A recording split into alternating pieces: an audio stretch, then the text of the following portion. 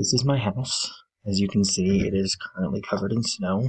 My partner and I bought this house about 2 years ago. This is from our most recent winter.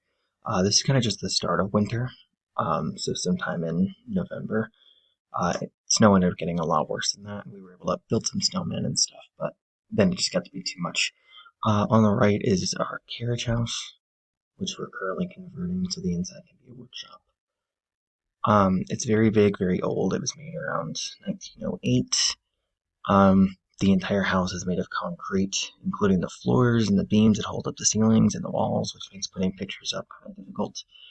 Um, it used to be a business, so our driveway is actually one giant pad that goes out on either side, connecting in a circle and then out to the street. So we have this really nice big center garden you can't really see. It does have a working chimney. So there are two active fireplaces, and then there's another fireplace that's currently not